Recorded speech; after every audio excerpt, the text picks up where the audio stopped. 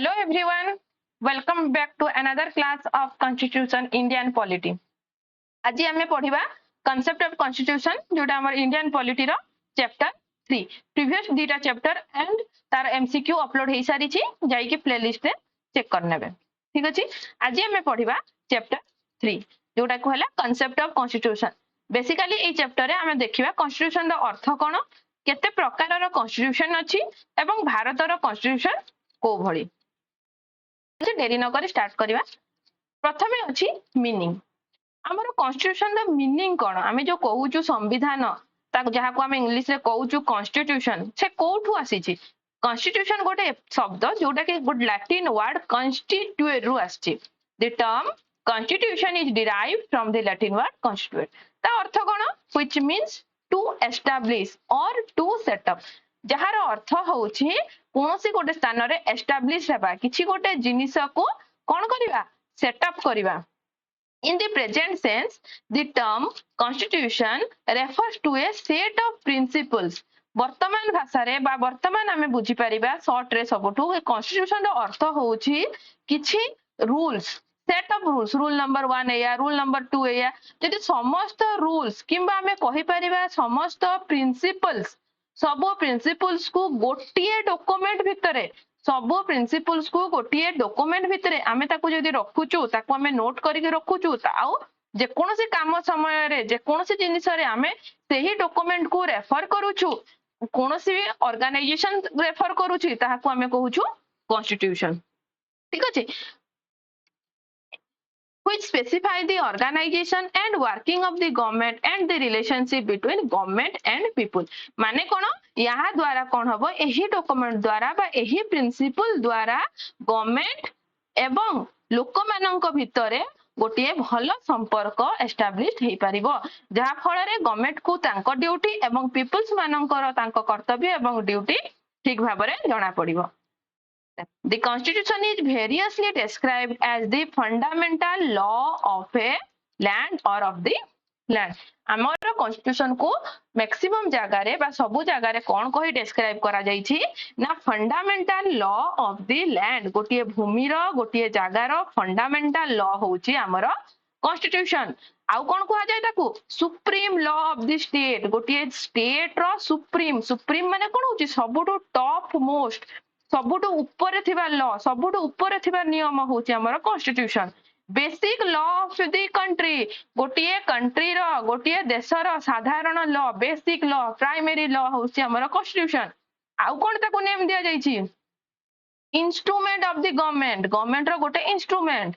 आउ कोन कहै जाय रूल्स ऑफ द स्टेट. आउ कोन कहै जाय basic structure of the polity, ground norm of the country and so on. माने आम कॉन्स्टिट्यूशन को हमें बहुत प्रकार आख्या देइछु, जेमिति के fundamental law, basic law, instrument of the government, basic structure of the polity, एही सब नाम. देन पॉलिटिकल साइंटिस्ट माने आ हमर कॉन्स्टिट्यूशनल एक्सपर्ट्स माने डिफाइन करिसेंती कॉन्स्टिट्यूशन को एही भलिया विभिन्न उपाय रे. बहुत प्रकार पॉलिटिकल साइंटिस्ट अछंती, आमे किछि जनकर ना ई बुक रे मेंशन अछि, जेमिति कि ग्लिटिस्ट. तांको मतरे कॉन्स्टिट्यूशन अर्थ कोन थिला, से कहिथिले the constitution consists of that body of rules or laws which determines the organization of government. तांको कहबा मत अनुसार constitution गोटे एमिति बॉडी, गोटे एमिति लॉ को नहीं कि तयारी जहा फल रे कि जहा कि डिटरमाइन करिवो, जहा डिसाइड करिवो ऑर्गेनाइजेशन ऑफ गवर्नमेंट, गवर्नमेंट किपरि तयारी होबा दरकार से डिसाइड करिवो. कहा मतरे ग्लिटिस्ट को मतरे. ठीक अछि. Distribution of power, various organ, government रो जो वेरियस ऑर्गन अछि मंत्री ठु आरंभ करी पीपल पर्यंत बा कोनोस ऑर्गेनाइजेशन भितरे काहा को कोन पावर दिया जीवो ताहा मेंशन के करूची कॉन्स्टिट्यूशन. सेही परी अन्य पॉलिटिकल साइंटिस्ट अछंती जेटेल, वेड एंड फिलिप्स. एमानंक मत मानंकर समस्तंक मतरे कॉन्स्टिट्यूशन रो किछि किछि अर्थ से माने डिफाइन करिसंती. किंतु आमे जदी बेसिक अर्थ नबा एहा होउची सेट ऑफ रूल्स, जहा कि हमको निहाते दरकार कोनोसी गोटे ऑर्गेनाइजेशन, कोनोसी गोटे कंट्री को चलेया पे. ठीक अछि. देन फंक्शंस माने काम, कोन काम ए हम कॉन्स्टिट्यूशन कोन काम करूची. कॉन्स्टिट्यूशनल स्कॉलर जने थिले, तांको ना हला एलियट बुलमेर. सी बहुत सुंदर भाव में आइडेंटिफाई करिसेंती तार फंक्शन गुडा को कहा फंक्शन कॉन्स्टिट्यूशन फंक्शन गुडा को और पर्पज गुडा को माने कारण गुडा को कोन कहिसेंती किछि किछि कारण देइछंती number 1 it can declare and define the boundaries of the political community से कहिसेंती कि एहा द्वारा गोटे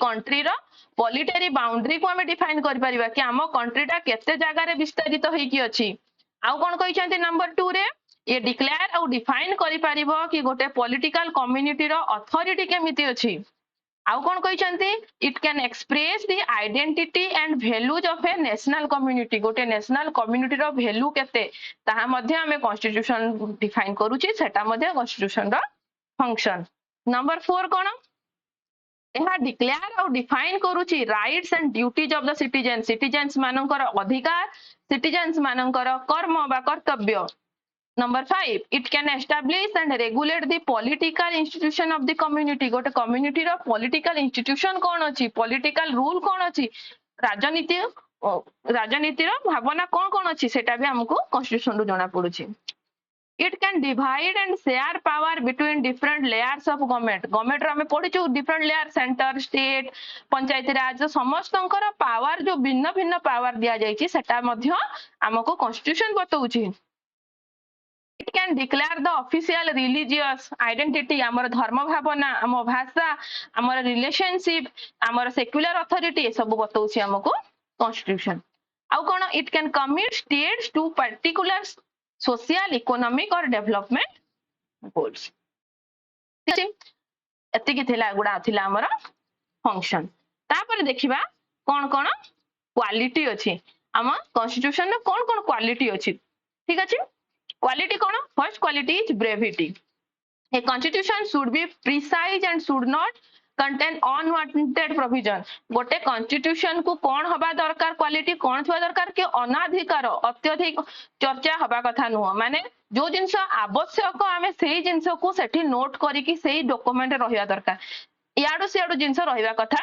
नाही काहे कि ना जदी अत्यधिक लेंदी हे जिवो ताहाले हमकु मध्य असुविधा हो कंफ्यूजन क्रिएट हबो क्लैरिटी माने शुद्ध बुझीबा हिसाब रे लेखा हबा दरकार जहा फଳରେ समस्त सिटीजन ताको रूल बाय रूल बुझी परिबे a constitution should specify its provisions in clear terms complicated language हे नथिबो सरल भाषा रे लेखा हेतिबो ठीक अछि जहा फଳରେ कि समस्त भलो भाबरे अंडरस्टैंड बा बुझी परिबे नंबर 3 क्वालिटी हैला definiteness constitution should contain a definite meaning for its provisions जहाँ भी रूल लिखाई तार गोटे डेफिनेट मीनिंग थी गोटे पर्टिकुलर मीनिंग थी नहीं कि गोटे लाइन लिखाई कि तार अनेक अर्थ बाहर तेबे तो अनेक सिटीजन अनेक अर्थ बाहर करेंगे आमको जजमेंट ठीक रे मिलिबो नहीं ठीक अछि then comprehensiveness constitution should be comprehensive in laying down the powers of government रो पावर जते बेले दिया होची से कॉम्प्रिहेंसिव होबा दरकार This would reduce the scope for controversies and litigation. Then, next, suitability. Constitution should reflect the needs and aspirations of the people. जो भी constitution हमें बनाऊचु से constitution रे लोक मानकर आवश्यकता थिबा दरकार लोक मानकर need थिबा दरकार it must be suitable to the historical, socio-cultural, economic and political conditions of the nation. Then stability. A constitution should be facilitate political stability and should not allow easy tampering. एमिति नुह कि constitution को जते बेला चाहिबो जने change कर दबो ताको परिवर्तन करिया पई अमेंड करिया पई तार स्टेबिलिटी पई किछि भलो रूल थिबा दरकार जहा फळ रे कि यार स्ट्रेंथनेस बढ़ी परिबो this would strengthen the obedience of the citizens towards constitution. Then number 7 quality adaptability.